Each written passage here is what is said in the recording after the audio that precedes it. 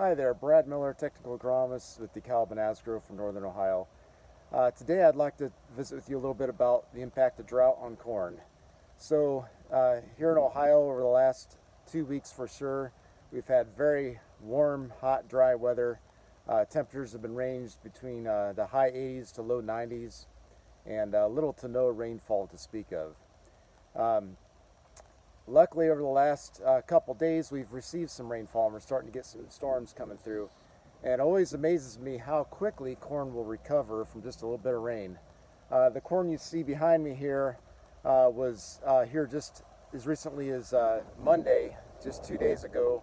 The leaves were all rolled and looked like pineapple-shaped leaves out here, real pointy, and you could see that there was an impact on the corn due to drought stress.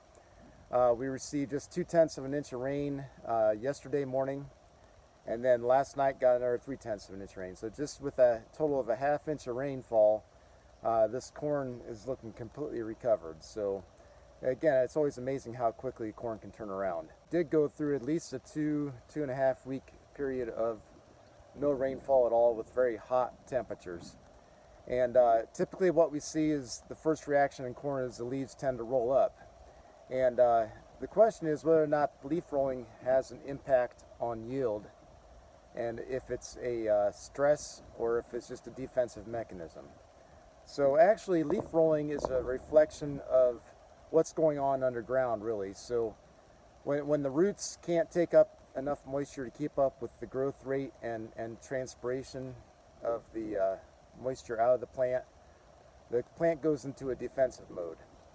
Rolls those leaves, closes those stomata on the leaf surface area, and prevents the loss of water, but also by doing so prevents the intake of carbon dioxide. The plant needs carbon dioxide to grow for energy.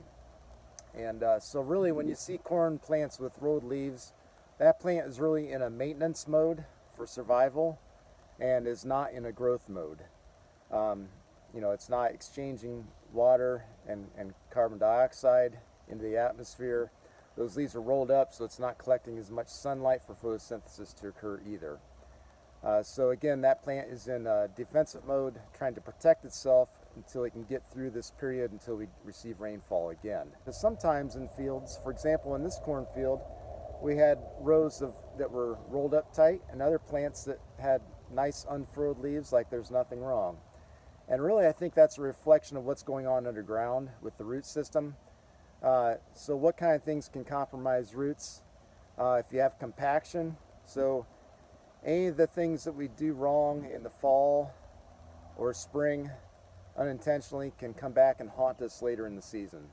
So when that soil has been compacted with tillage when it's a little too wet, or planting into wet soils and have that sidewall compaction with the planter with the seed disc openers, those root systems are compromised. They can't get out into the soil. And also with compacted soil, you've squeezed all the air out of that soil structure, so there's no place to hold water. So water holding capacity of the soil has been greatly reduced with compaction.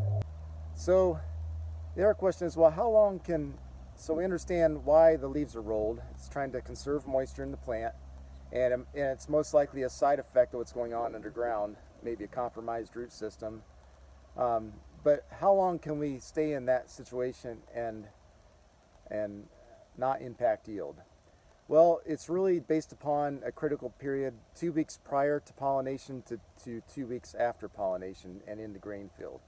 So if we have 12 consecutive hours of hot, dry weather, for a day, any period between 2 weeks prior to pollination to 2 to 4 weeks after, that's when it can have a significant impact on yield.